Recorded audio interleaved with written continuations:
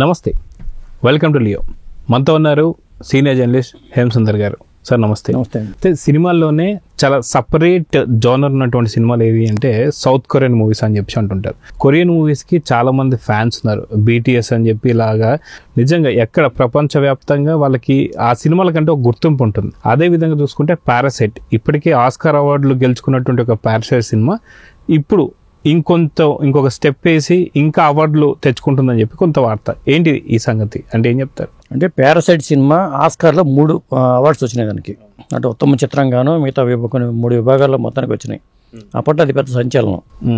ఇప్పుడు ఏంటంటే అసలు ఒక సర్వే నిర్వహించారు, న్యూయార్క్ టైమ్స్ వాళ్ళు ఒక సర్వే నిర్వహించారట. అంటే అసలు ఇప్పుడు 21వ శతాబ్దంలో అత్యుత్తమ చిత్రంగా ఏది అనుకున్నప్పుడు అనేక భాషల సినిమాలో అది చూసి ఉంటారు. మొత్తానికి సర్వే పెట్టినప్పుడు పారాసైట్ని ఎంపిక చేశారు. అది విశేషం. దాంట్లో ఓటింగ్ పాల్గొన్న వాళ్ళు ఫిల్మ్ మేకర్స్ ఉన్నారు, నటీనటులు ఉన్నారు, విమర్శకులు ఉన్నారు. ఇలా 500 మందితో ఓటింగ్ చేయించిన తర్వాత పారాసైట్ని ఎంపిక చేశారట. మరి అంత విశేషంగా పారాసైట్ రావడం అనేది గొప్ప విషయం. ఇప్పుడు ఇండియన్ సినిమా ఉంది, హాలీవుడ్ సినిమా ఉంది, మంచి మంచి సినిమాలు వీళ్ళు తీశారు, వాళ్ళు తీశారు. కానీ పారాసైట్ నెంబర్ 1 ప్లేస్లో రావడం, అయినా 4 ప్లేస్లు ఉన్న 3 ప్లేస్లు కూడా వేరే భాష సినిమాలే ఉన్నాయి. అంటే దక్షిణ కొరియా ఎందుకు అంత ముందు అనేది మాత్రం ఒక ప్రత్యేకంగా ఒప్పుకొని తీరాలి. ఎందుకు ఉందనేది మనకు అర్థం కాదు, కానీ వాళ్ళ సినిమాల్లో ఆ పారాసైట్లో కూడా ఆ ప్రత్యేకత కనిపిస్తుంది. అదే అండి. అయితే సినిమా కూడా మరీ భారీ బడ్జెట్ మూవీ కాకుండా, ఓ బాహుబలి రేంజ్ బడ్జెట్ కాకుండా చాలా సింపుల్గా ఒక ఇల్లు, ఒక బంగ్లా, ఒక వీధి, తర్వాత ఒక చిన్న పేదరికంగా ఉండేటువంటి ఒక ఇల్లు ఒక మాత్రం కనిపిస్తుంది మనకి. సో అసలుకి బడ్జెట్ లేకుండా ఇంత పెద్ద హిట్ కొట్టడాన్ని, ప్రపంచవ్యాప్తంగా దానికి గుర్తింపు రావడాన్ని ఎలా చూడాలంటారు?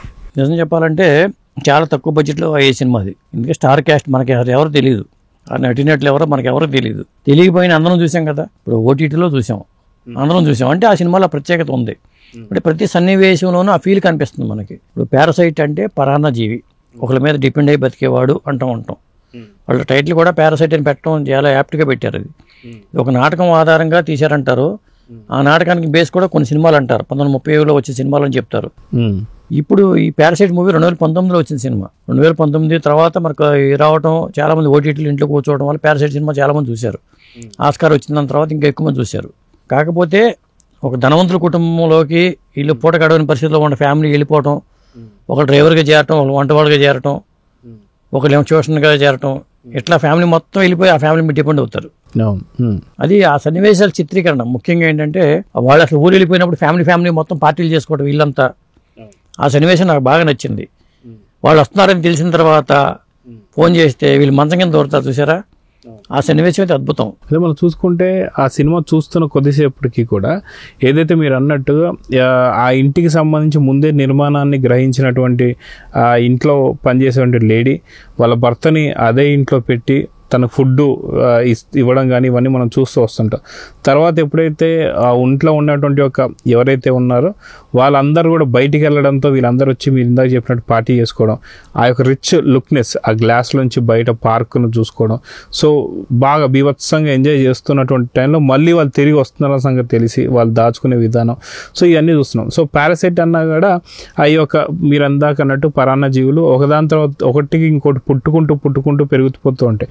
ఒక్కళ్ళుగా జాయిన్ అయ్యి ఫ్యామిలీ మొత్తాన్ని కూడా ఇక్కడ పెట్టడాన్ని ఈ యొక్క కథకి పారాసైట్ అనే పేరు పెట్టారనుకోవచ్చు అంటారు. అదే ఆ ఫ్యామిలీ మొత్తం వీళ్ళకి డిపెండ్ అవ్వడం ఒకటి. ఇంకొకటి ఏంటంటే వీళ్ళకి తెలియని విషయం ఏంటంటే ఆ ఇంట్లోనే ఇంకా ఒక జంట ఉండటం అనేది. అక్కడి నుంచి వాళ్ళ హింస పెట్టడం వీళ్ళు. అంటే ఒక నెగిటివ్ చేసి కూడా వాళ్ళు అంటే ఒక మంచిగా వాళ్ళు బాగుపడటం కోసం ఇంకొకరిని బలి తీసుకోవటం. ఇందులో చాలా అంశాలు ఉన్నాయి. వాళ్ళు బతకాలి అంతే, ఎవడ ఏవైపోయినా పర్లేదు. ఆ యజమాని మోసం చేశారు. ఆ గతంలో ఆ ఇంట్లో మొదటి నుంచి ఉన్న వాళ్ళని అటాక్ చేస్తారు. ఇట్లా అంటే దీంట్లో ఆ అన్ని అంశాలు కూడా నేను అనుకుంటే చాలా మంది నచ్చడానికి ప్రధాన కారణం అదే. పైగా ఆ కథని మామూలుగా ఏదో తీస్తే ఒకలా ఉండేది, కానీ మనం చూసే ప్రేక్షకుడు అది ఏం జరుగుతుంది ఇది అని ఇన్వాల్వ్ అయిపోయేలాగా చేయగలిగారు. అది డైరెక్టర్ గొప్పతనం. అది అయితే ఆ సినిమాకి సంబంధించి మళ్ళీ రీమేక్లు ఎందుకు జరగడం లేదు? వాస్తవానికి తెలుగు కానీ హిందీ కానీ ఇంగ్లీష్ అంటే నాకు తెలిసి చాలా సినిమాలు కాపీ కొట్టేశారండి. ఎందుకంటే ఈ తరహాలోనే వెళ్ళిపోయిన సినిమాలు కూడా తెలుగులో కూడా ఉన్నాయి. ఒక ఇంట్లో ఇది మా ఇల్లు అని చెప్పి అమ్మేవాళ్ళు ఆ ఇంట్లోకి వెళ్ళిపోయి ఫ్యామిలీ లాగా ఉండి చేసి నేను చూసా కొన్ని సినిమాల్లో. పేర్లు గుర్తు రావట్లేదు కదా నాకు. మన వాళ్ళు ఎత్తిటిలో నెంబర్ 1 కదా. ఒక మంచి సినిమా వచ్చిందంటే, అందులో ఆస్కార్ వచ్చిందంటే అందులో ఏదో ఉంది అనుకుని ఆ సినిమాలతో ఆ సన్నివేశాలను కూడా తీయటంలో మన వాళ్ళు సిద్ధహస్తులు. మనం ఏంటంటే మనకన్నా మలయాళంలో అద్భుతంగా తీస్తారు అనుకుంటూ ఉంటాం, మరి మలయాళం కన్నా హాలీవుడ్ వాళ్ళు అద్భుతంగా తీస్తారు అనుకుంటాం, కానీ హాలీవుడ్ కన్నా కొరియా వాళ్ళు అద్భుతంగా తీయటం. చాలా సినిమాలకు ప్రేరణ కొరియన్ సినిమాలే, ఎందుకంటే ఆ కొరియన్ సినిమాల ఆధారంగా వచ్చిన సినిమాలు చాలా ఉన్నాయి. వాళ్ళ దగ్గర రైట్స్ కొనుక్కోరు, ఏం చేయరు, మన భాష వాళ్ళకి రాదు కదా, కాబట్టి వాళ్ళు తీసినా కానీ ఏమనరు.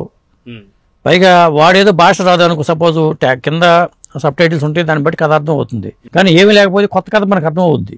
ఒక్కొక్కసారి భాష రాకుండా భాష రాని సినిమా చూస్తే మనకు కొత్త కథను ఊహించుకుంటాం, అది కూడా ప్లస్ అవుతుంది. సో ఓవరాల్గా పారాసైట్ సినిమాకి ఇలా అవార్డ్స్ రావడాన్ని ఎలా చూడాలంటే?